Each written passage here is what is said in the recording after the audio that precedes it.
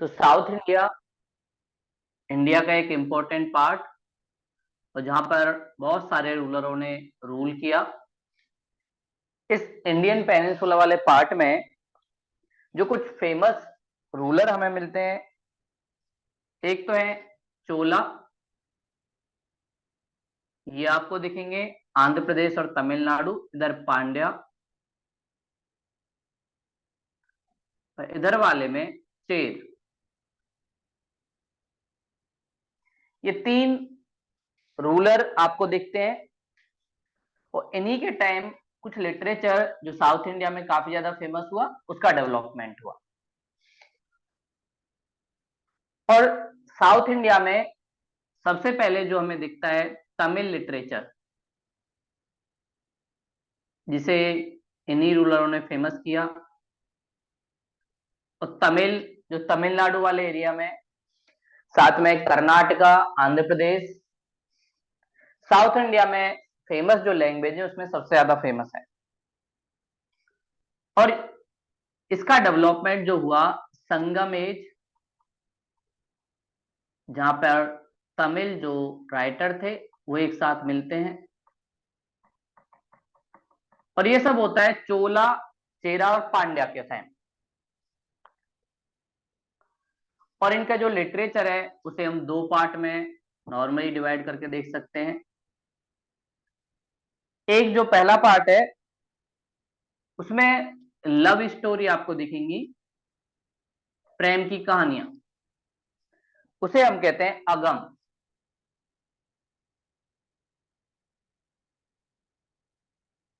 दूसरी जो आपको मिलेंगी वो है परम, या आप कह सकते हो वॉर वाली, या वॉरियर जो थे वो स्टोरी, जिसमें थोड़ा सा साहस, प्राउडनेस, इन सब चीजों को देखेंगे। और किंग के लिए कुछ चीजें कहेंगे। और इन स्टोरी को जो साउथ इंडिया में डेवलप हुई उन्हें हम कहते हैं परम।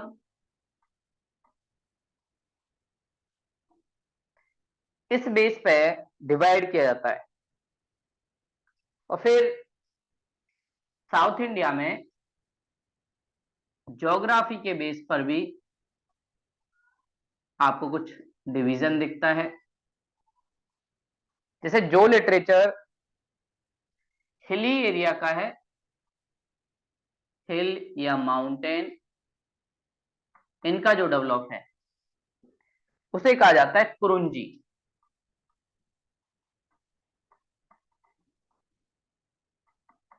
ये कुरुंजी कहलाता है साउथ इंडिया में।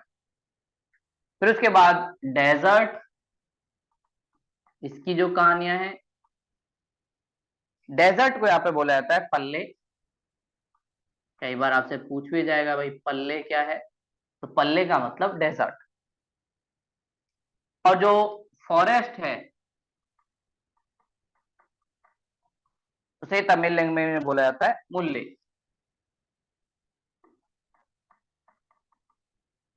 ये तमिल लैंग्वेज में चलता है। और एग्रीकल्चर से जुड़ी हुई जो चीजें हैं उसको यहाँ पर निरुंदम या नरुंदम इस नाम से जाना जाता है। तो हिल या माउंटेन स्टोरी कुरुंजी, डेजर्ट पल्ले, फॉरेस्ट मुल्ले, और एग्रीकल्चर नरंदम, इस नाम से इसे जाना जाता है। तो इन्हीं बेस पर इनकी स्टोरियां सारी चलती हैं, जिसमें जो सीन है बैकग्राउंड का इन्हीं चार पांच ज्योग्राफी के लेवल पे आपको दिखता है। और उसी के बेस पर साउथ इंडिया की सारी कहानी चलती है। इसके अलावा साउथ इंडिया में कुछ फेमस महाकाव्य, जैसे नॉर्थ इंडिया में तमिल रामायण जो है वो लिखी जाएंगी, साथ में महाभारत भी लिखी जाएगी। तो इनके यहाँ भी महाकाव्य उस समय पहला सबसे ज्यादा जो फेमस चीज होती थी वो महाकाव्य होता था। तो ऐसे महाकाव्य आपको साउथ इंडिया में भी दिखते हैं। सबसे इंपॉर्टेंट महाकाव्य जो यहाँ पे दिखता है उसका नाम है शीलपादिक्रम। कई बार पूछा गया है भाई शीलपादिक्रम क्या है, तो शीलपादिक्रम एक महाकाव्य है। पादिक्रम, इसे जो लिखा उन राइटर का जो नाम है, उन्होंने इस स्टोरी को बताया है एक लव स्टोरी के रूप में। तो इसमें जो कहानी है वो एक लव स्टोरी है। शिल्पादिक्रम को लिखने वाले इलांगो आदिकल, इलांगो आदिकल, इन्होंने इसको लिखा है। तो इलांगो आदिकल ने शिल्पादिक्रम इस बुक को लिखा, और ये बुक में जो स्टोरी है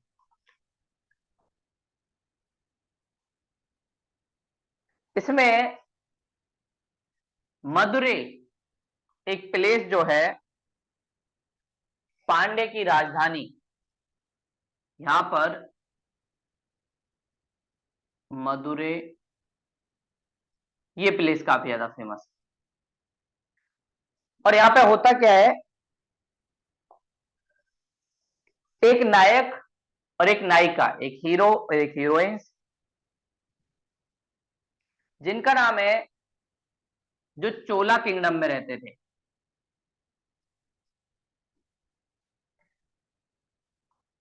नायक जो है वो है कोवलन, ये हीरो है। और जो इसकी नायिका है, एक्ट्रेस, वो है कणगी। इसी स्टोरी से ये कहानी स्टार्ट होती है।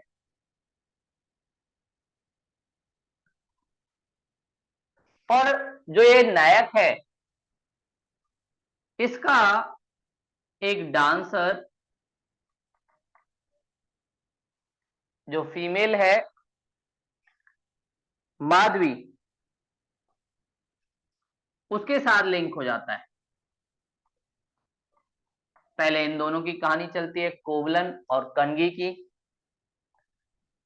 कोवलन और कणगी शादी करते हैं, और फिर बाद में जो नायक है कोवलन, वो एक तरीके से माधवी की तरफ अट्रैक्ट होने लगता है। इसी बात से नाराज होकर कणगी जो है ये चेरा किंगडम में जाती है और वहां जाकर सती हो जाती है। मतलब अपना सुसाइड आप कह सकते हो, या उसे सती कहते हैं। तो कणगी ये सारी चीजें करती है, मतलब अपने प्रेम को दिखाती है। इसी याद में चेरों के जो रूलर हैं सैन गुवट्टन, चेरा एक रूलर सैन गुवट्टन, वो कणिकी की इस प्रेम कहानी को देखते हुए कि वो अपने पति से इतना ज्यादा प्रेम करती है, चेरों के राजा कणगी सती पूजा, इस फेस्टिवल को मनवाते हैं और एक बड़ा सा मंदिर बनाते हैं।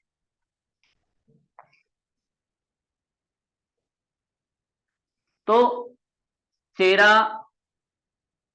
रूलर सैन गोवर्टन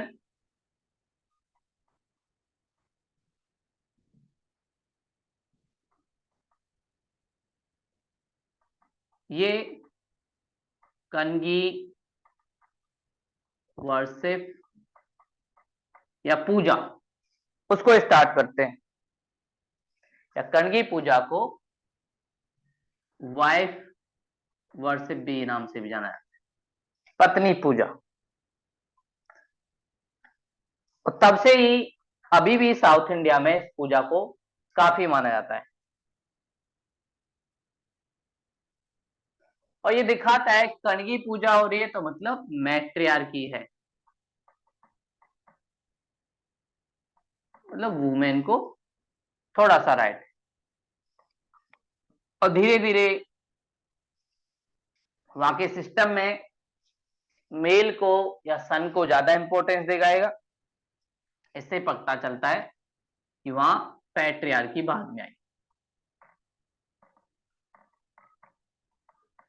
बाद में आई। तो मैट्रियार्की से पैट्रियार्की सोसाइटी में चेंज,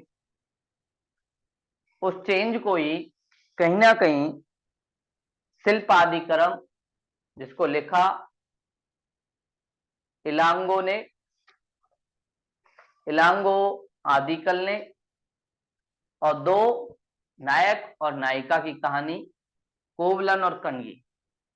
उसके बाद माधवी जो है ये बौद्ध धर्म ज्वाइन कर लेते। इसको लगता है कि भाई इसकी वजह से कणगी ने कहीं ना कहीं सती होने का डिसीजन लिया है। इसे बोला जाता है कि ये तमिल का एक नेशनल नेशनल नोवेल है या स्टोरी है।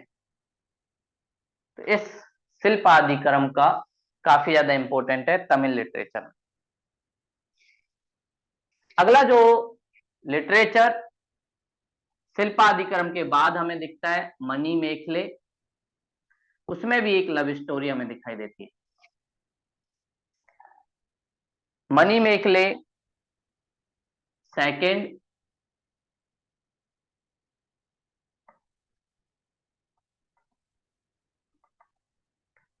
और मणि मेखले में आपको जो राइटर लिखेगा उनका नाम है शीतले सतनार। सतनार ये एक राइटर है, ये इसमें लिखते हुए दिखेंगे। और इसमें बताया गया है माधवी से उत्पन्न उनकी बेटी मणि मेखले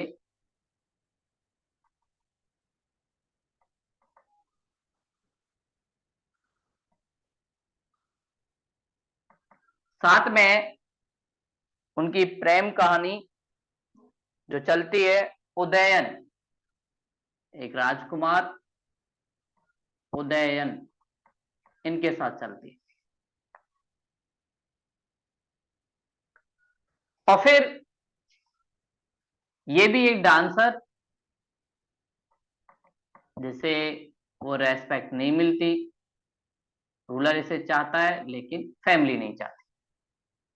उसके बाद इन दोनों के बीच भी प्रॉब्लम आनी स्टार्ट होती है। और फिर बाद में मणि मेखले भी अपने माता की तरह बौद्ध धर्म को ज्वाइन कर लेती है। ये मणि मेखले, शीतले सतनार, इन्होंने लिखा। और इसमें ये सारी कहानी आपको दिखेगी। तीसरे जो लेखक है जीवक चिंतामणि, दो हमने देखे हैं। पहला शिल्पादिक्रम जिसको इलांगो अधिकाल ने लिखा, मणि मेखले शीतले सतनार ने लिखा। अगला जो है वो हमें दिखता है एक और तमिल लिटरेचर से जुड़ा हुआ जीवक चिंतामणि। ये एक वॉरियर की स्टोरी है, वीरता की परम है। जीवक चिंतामणि,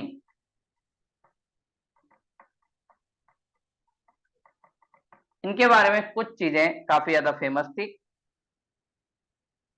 और इसको जिसने लिखा राइटर, उन राइटर का नाम है त्रुक्त देवर। देवर जी इसको लिखते हैं, वो इसके राइटर है। और इसे बोला जाता है मैरिज टेक्स्ट। जीवक एक वॉरियर, बहुत बड़ा वॉरियर, जो ज्यादातर टाइम युद्ध जीतता था।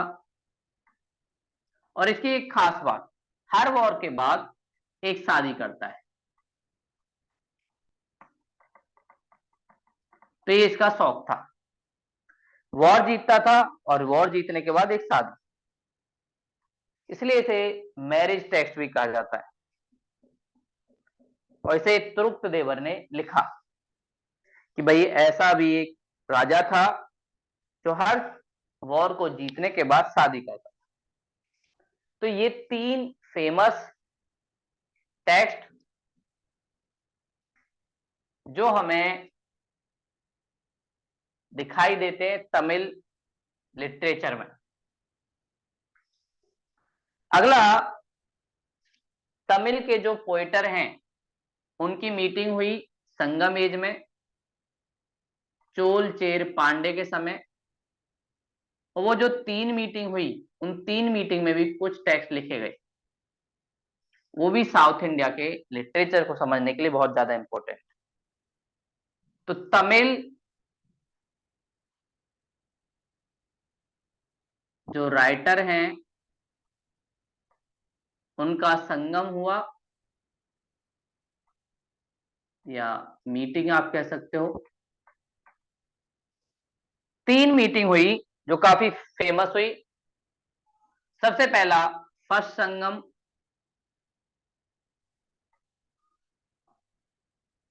और फर्स्ट संगम जो हुआ वो हमें पांडे जो राज है, पांडे किंगडम, इस किंगडम में हुआ। और पांडे किंगडम में जो प्लेस है तैन मदुरा, इसमें हुआ। पांडे किंगडम में तैन मदुरा के अंदर फर्स्ट मीटिंग हुई तमिल राइटरों की, और इसके जो हेड बने वो एक तमिल राइटर अगस्त्य, ये इसके हेड बने। और इस टाइम कुछ बुक लिखी गई, बुकों पर काम हुआ, लेकिन प्रॉब्लम ये हुई कि हमें इनमें से कोई टेक्स्ट मिली नहीं। हमने ढूंढने की कोशिश भी की, लेकिन कोई भी टेक्स्ट अभी हमें है नहीं हमारे पास। अभी किसी को भी नहीं पता वो टेक्स्ट कहाँ है, कैसे रखी है। बस इतना हमें पता है कि हाँ फर्स्ट संगम हुआ, पांडे राजाओं ने करवाया मदुरई में, और उसके हेड अगस्त्य ऋषि बने। दूसरा जो मीटिंग है, सेकंड मीटिंग या सेकंड असेंबली, ये जो हुई इसकी कुछ चीजें हमें दिखाई देती हैं। ये भी पांड्य किंगडम में हुआ।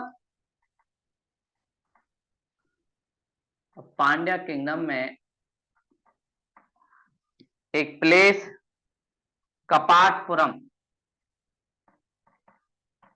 कपाटपुरम, इसमें ये देखने को मिलता है। तो कपाटपुरम में सेकंड संगम हुई, और ये भी पांडे रूल के टाइम। इसके जो हेड बने वो एक हेड तो अगस्त ऋषि थे, जो पिछले फर्स्ट मीटिंग में भी हेड बने। इनके साथ साथ तोल कापियार, ये भी हेड बने।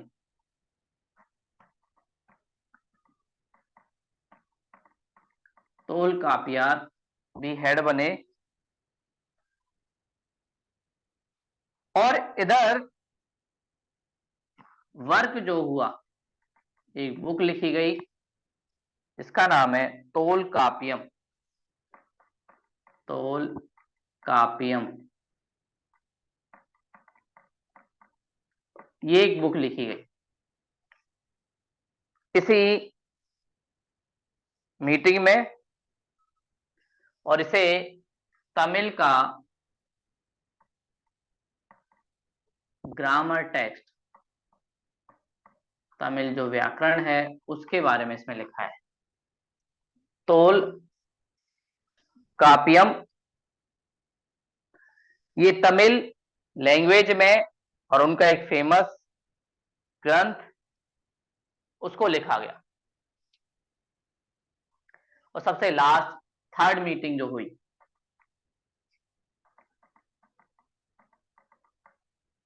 थर्ड मीटिंग वो भी पांड्य रूलरों ने और फिर दोबारा से मदुरई,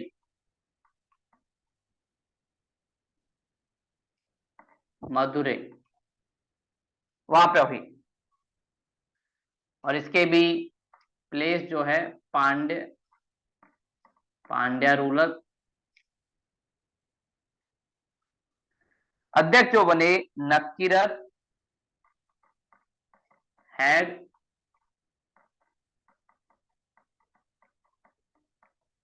ये इसके हेड बने। और इस टाइम वर्क जो हुआ 8 टेक्स्ट जिनको लिखा गया, और इन टेक्स्ट को आधार पर ही इसको बोलते हैं एटेटोगई।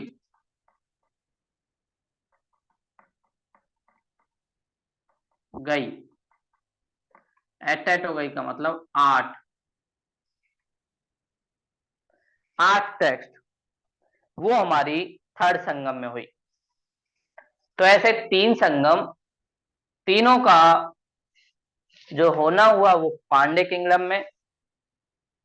फर्स्ट संगम में हेड जो बने वो अगस्त, और उसका की हमें कुछ बुक नहीं मिलती कोई भी।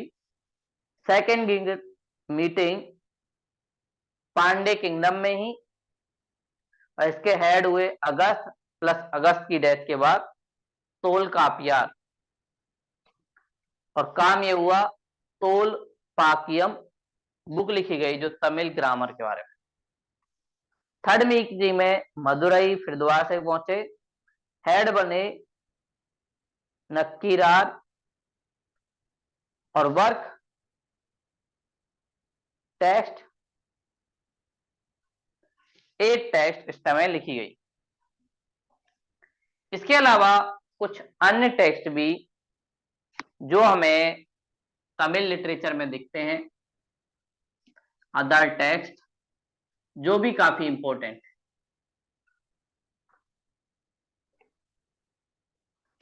इन्होंने भी एक इंपॉर्टेंट रोल प्ले किया। जिसमें सबसे पहला है त्रुवलूर, त्रुवलूर।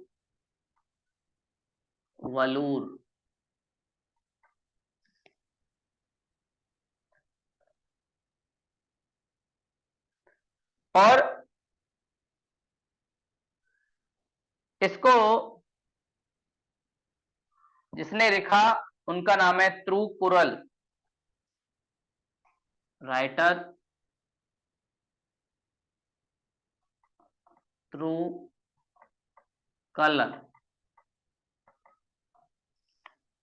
इन्होंने इसको लिखा।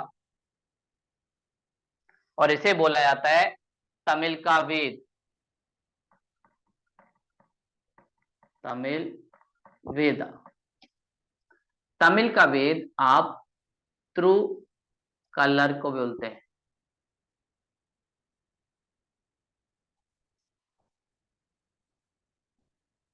इसमें हमें साउथ इंडिया के रिलीजन, जिसे आप कह सकते हो धर्मशास्त्र,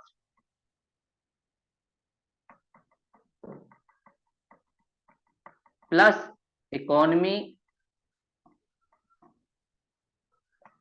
जिसे आप कह सकते हो अर्थशास्त्र, इन सब का वर्णन आपको इस टेक्स्ट में मिलेगा। त्रुवलूर।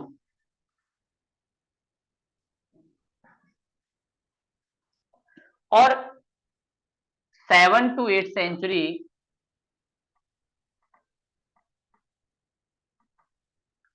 में हमने पहले भी देखा था कि दो रिलीजन जो साउथ इंडिया में डेवलप हुए, एक है नैनार जो शैव को मानते हैं, लॉर्ड शिवा को, दूसरे हैं अलवार जो वैष्णव को मानते हैं। इनका भी डेवलपमेंट इसी टाइम हुआ।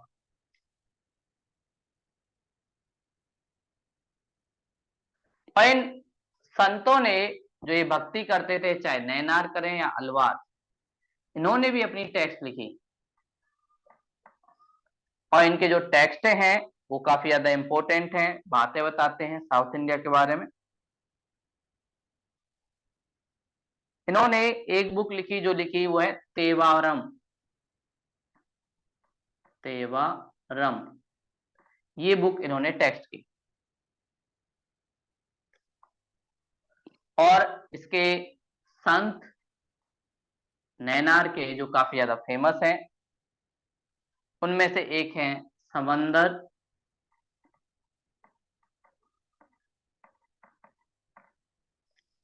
दूसरे जो हैं वो त्रु ज्ञान,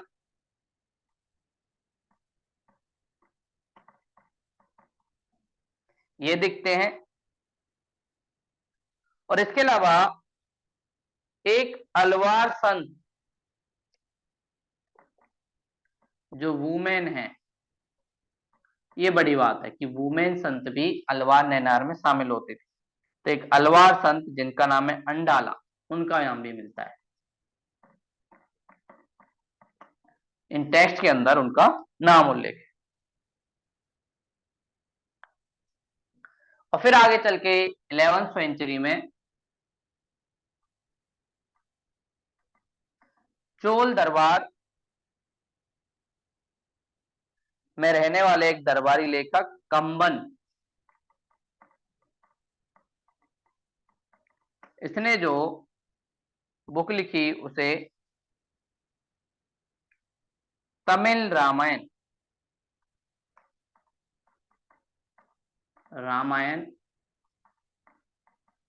के नाम से रिकॉग्नाइज किया जाता है।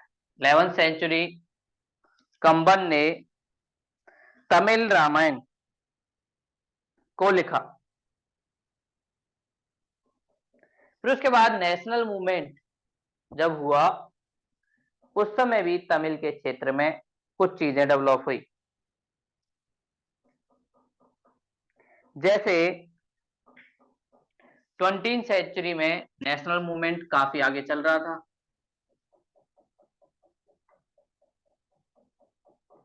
मूवमेंट काफी जोर जोर से साथ चलने लगा, और इसी नेशनल मूवमेंट को सपोर्ट करने के लिए सुब्रमण्यम भारती ने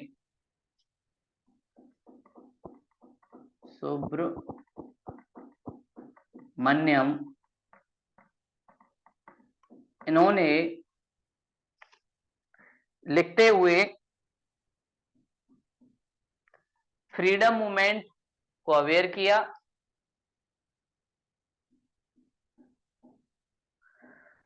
और साथ में देश के अंदर साउथ इंडिया को जोड़ने में एक इंपॉर्टेंट रोल निभाया।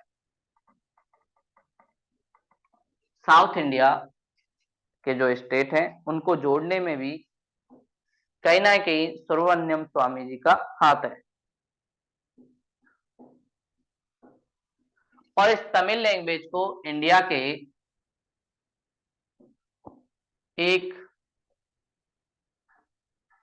कोटा जो कुछ भाषाओं को दिया है, इंडिया की कल्चरल लैंग्वेज के नाम से जाना जाता है। तमिल में एक स्टेटस जो हमारी सरकार देती है कि भाई किसी को ट्रेडिशनल लैंग्वेज या कल्चरल लैंग्वेज का दर्जा मिलता है। एक बार मिलने के बाद उस लैंग्वेज को काफी फायदे होते हैं। जैसे बहुत सारे लोग बोलते हैं भाई हमारी जो भाषा है उनको भी आप कल्चरल लैंग्वेज का दर्जा दे दो। एक फायदा तो ये होता है, इनके लिए पीएचडी करना या कॉलेज में कहीं भी आप इनको पढ़ सकते हो, या इवन सिविल सर्विस के एग्जाम में भी आप ले सकते हो। ऐसे तमिल लैंग्वेज साथ में कल्चरल लैंग्वेज इंडिया में डेवलप हुई। तो यहीं से बात आती है कि भाई कल्चरल लैंग्वेज ये क्या होती है। कई बार इस पर क्वेश्चन पूछा जाता है भाई कल्चरल लैंग्वेज या ट्रेडिशनल लैंग्वेज, इसके लिए क्या क्राइटेरिया है, कौन डिसाइड करता है, हमारी गवर्नमेंट या ऐसे ही कोई चीजें हैं। तो इंडियन गवर्नमेंट ने सबसे पहली बार 2004 में इस चीज को इंट्रोड्यूस किया और गवर्नमेंट बोली जो लैंग्वेज काफी ज्यादा हेरिटेज है, जिसमें बहुत सारा कल्चर दिखाई देता है, उन लैंग्वेज को हमें प्रोटेक्ट करने की जरूरत है। तो इसने कुछ कंडीशन रखी, कुछ कंडीशन अगर कोई लैंग्वेज पूरी करेगी उसके बाद ही उसे ट्रेडिशनल लैंग्वेज या कल्चरल लैंग्वेज का दर्जा मिलेगा।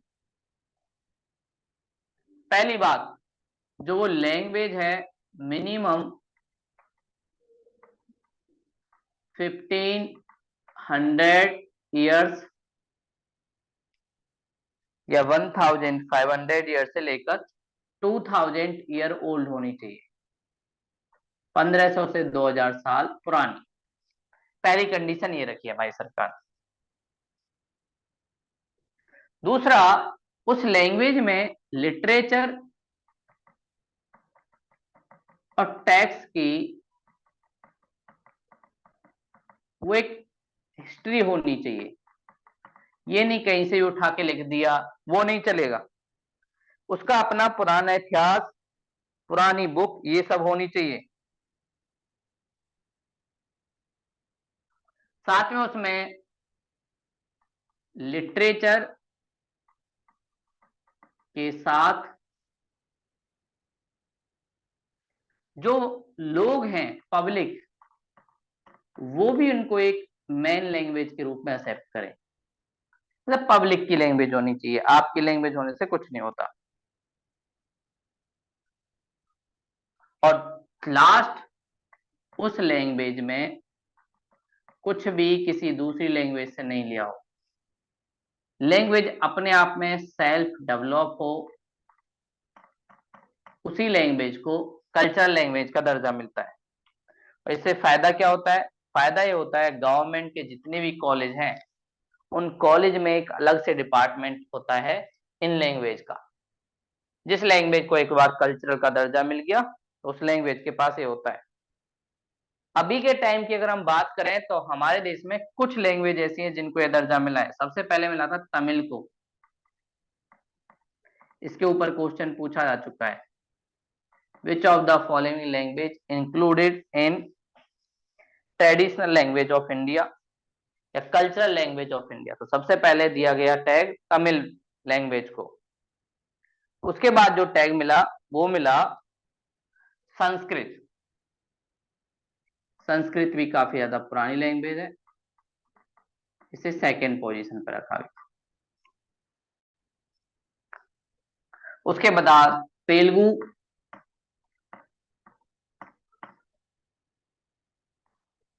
इसके अलावा कन्नड़,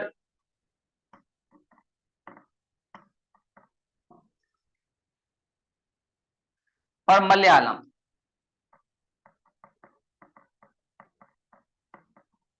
इन लैंग्वेज को कल्चरल लैंग्वेज या ट्रेडिशनल लैंग्वेज का एक स्टेटस मिल चुका है। और फिर 2014 में जब उड़िया ने डिमांड की या उड़ीसा ने, तो उड़ीसा को भी मिल गया। उड़ीसा को भी ये कल्चरल लैंग्वेज का स्टेटस है। और सरकार ने इन लैंग्वेजों पर, जो कल्चरल लैंग्वेज है, उन पर रिसर्च और साथ में कुछ चीजें जिनको हम प्रैक्टिस कर सकते हैं उनके थ्रू इसके अपग्रेडेशन को बढ़ाने की बात की है। तो ये हमने देखा कैसे लैंग्वेज का डेवलप हुआ, खासकर तमिल का। फिर हमारे देश में कुछ लैंग्वेज को कल्चरल लैंग्वेज का स्टेटस मिलता है, वो क्या है। और फिर उसके बाद अगली लैंग्वेज, तमिल के बाद जो second famous language south India में चलती है वो है तेलुगु। और तेलुगु का डेवलपमेंट हुआ विजयनगर किंगडम के टाइम, जब वहां के राजा कृष्णदेवराय तेलुगु लिटरेचर ये थोड़ा सा लिटरेचर को सपोर्ट जो मिला विजयनगर एम्पायर, उससे ये बड़ी लैंग्वेज के रूप में फेमस हुआ। और माना जाता है इसका जो जिक्र है तेलुगु का वो 7th सेंचुरी से माना जाता है।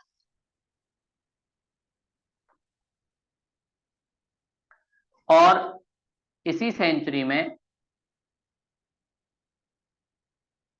एक व्यक्ति नन्नाया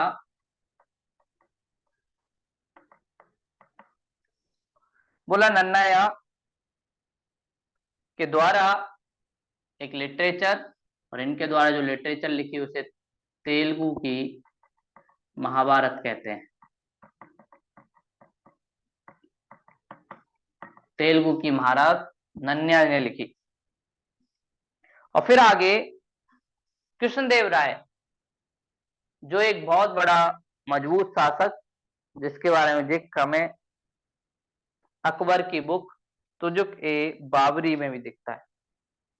कृष्णदेव राय भी कुछ चीजें करेगा और माना जाता है कृष्णदेव राय का जो टाइम है वो गोल्डन पीरियड है।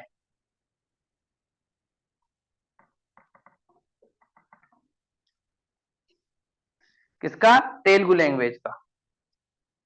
और इनके कोर्ट में, दरबार में बहुत सारे लोग काफी ज्यादा फेमस हुए।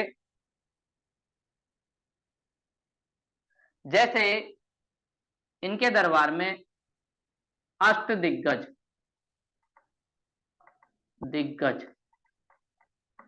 वो लोग भी रहते, जैसे अकबर के टाइम नवरत्न, ऐसे इनके यहाँ अष्ट दिग्गज लोग रहते थे। और इन अष्ट दिग्गजों की फेमसनेस काफी ज्यादा थी। और इनमें जो सबसे ज्यादा फेमस हुए, अल साबी पैदन साहबी पैदन, इन्होंने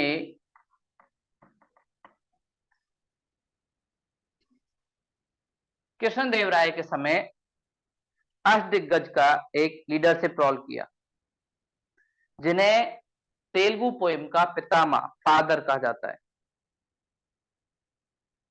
इसके अलावा कृष्णदेव राय खुद बहुत सारी बुक लिखते हैं, जिसमें से एक फेमस है अमुक्त माल्यद। इस बुक के बारे में काफी पूछा जाता है। अमुक्त माल्यद कृष्णदेव राय के समय। और ये जो बुक है वो है पॉलिटिकल की, साथ में एडमिनिस्ट्रेशन की,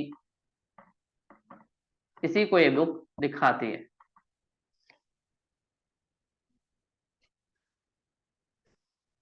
अमुक्त माल्यद पॉलिटिक्स के बारे में ये बुक इन सारी चीजों को दिखाती है कि पॉलिटिकल एडमिनिस्ट्रेशन कैसा था।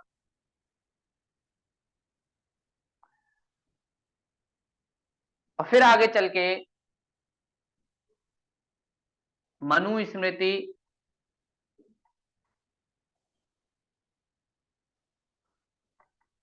वो नॉर्थ इंडिया से साउथ इंडिया पहुंची,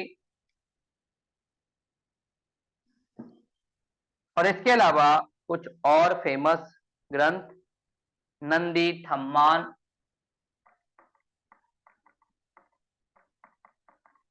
ये भी हमें दिखते हैं। ये टेक्स्ट बुक भी उस टाइम काफी ज्यादा फेमस हुए। तो ये तेलुगु जो लैंग्वेज है उसका डेवलप हुआ, कृष्णदेवराय के समय काफी ज्यादा डेवलप हुई। कुछ उसकी फेमस बुक हमने देखी, और कृष्णदेवराय ने सबको काफी सपोर्ट भी किया। इसके अलावा असमी जो एक छोटी सी लिटरेचर है, असमी लिटरेचर नॉर्थ ईस्ट इंडिया इस एरिया में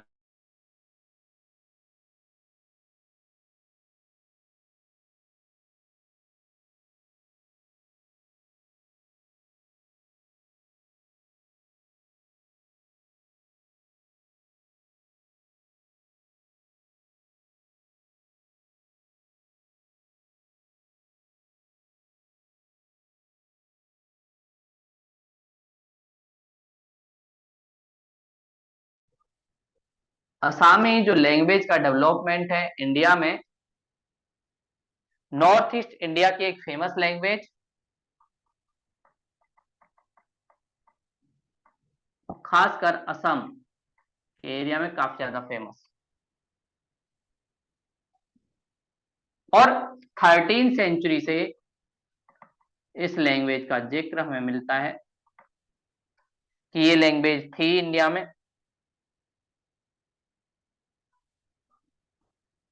और फिर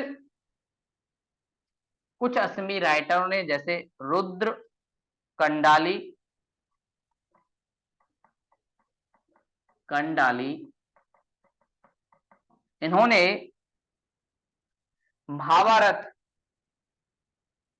के एक सीन को क्लियर किया है।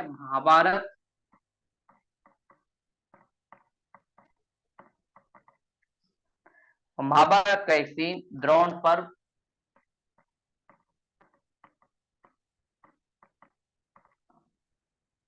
उस पर कहीं ना कहीं रुद्र कंडाली ने अपनी बुक लिखी। और फिर उसके बाद माधव कंडाली ने ट्रांसलेट किया रामायण को। महाभारत रुद्र कांडली ने लिख दी, और रामायण को लिखने का जिक्र माधव कांडली।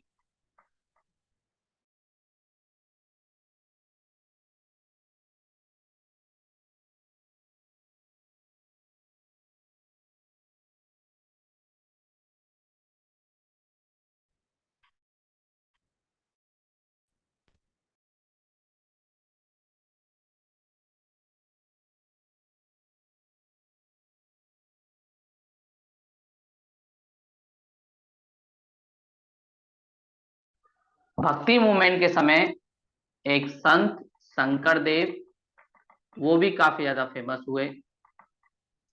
उन्होंने भी असमी लैंग्वेज को काफी फेमस किया, और उनका एक नाटक जिसका नाम है अंकीय नाट, जिसको हमने कल्चरल डांस में भी देखा था, इसको इन्होंने लिखा।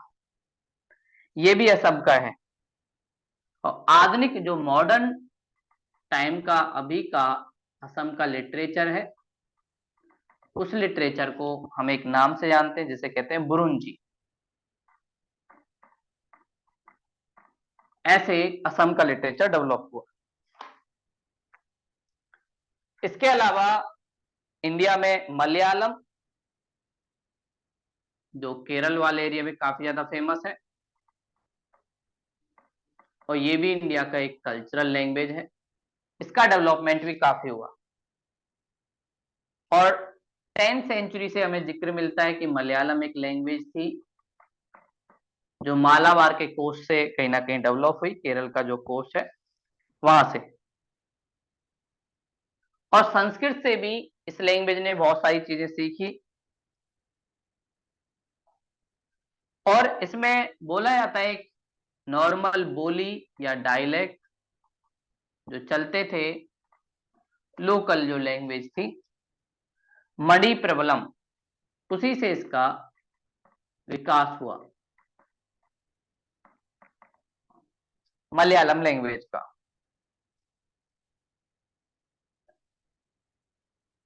और फिर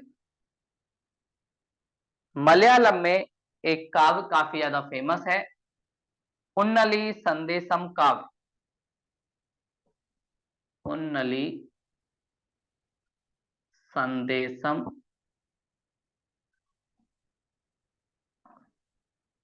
पोएट्री काफी ज्यादा फेमस है मलयालम की। और सबसे लास्ट उर्दू लिटरेचर, जिसका डेवलपमेंट इंडिया में ही हुआ। उर्दू एक ऐसी लैंग्वेज है जो भारत में जो लैंग्वेज चलती थी हिंदुस्तानी, और जब हमारे देश में दिल्ली सल्तनत आई, मुगल टाइम पीरियड आया, उसी समय इस लैंग्वेज का डेवलपमेंट हुआ।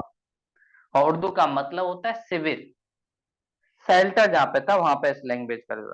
तो इसमें आपको तुर्की, हिंदी, फारसी, इसके वर्ड देखेंगे, हिंदी, फारसी, इस मिक्स कल्चर के साथ ये डेवलप हुई। और इंडो इस्लामिक जो आर्किटेक्चर हमारा डेवलप हुआ, उसी के साथ इसका डेवलपमेंट हुआ। और इससे जुड़े हुए एक पर्सन जो काफी फेमस है, अमीर खुसरू। अमीर खुसरू ने इस लैंग्वेज को काफी ज्यादा फेमस किया। तो इनको इसका वो दिया जाता है। और फिर उर्दू से जुड़े हुए कुछ फेमस व्यक्ति, गजल जिन्होंने गाए, मिर्जा गुलाब शायर हुए। आज के टाइम उर्दू भी यूज की जाती है शायरी के लिए काफी ज्यादा। फिर फिराक गोरखपुरी और अमीर खुसरू हैं। तो फारसी लैंग्वेज का इंडियनाइजेशन करने में अमीर खुसरू, मिर्जा गुलाम, इन्होंने इंपॉर्टेंट रोल निभाया। तो ये हमारा लिटरेचर वाला टॉपिक है। और इसके बाद हमारा आर्ट एंड कल्चर का एंड हो जाता है। उसके बाद जो हम अगला नेक्स्ट क्लास से शुरू करेंगे वो एनवायरनमेंट एंड इकोलॉजी, वो हमारा नेक्स्ट पार्ट होगा। आज की क्लास यहीं तक थी। अगर कोई डाउट है तो आप लोग पूछ सकते हो।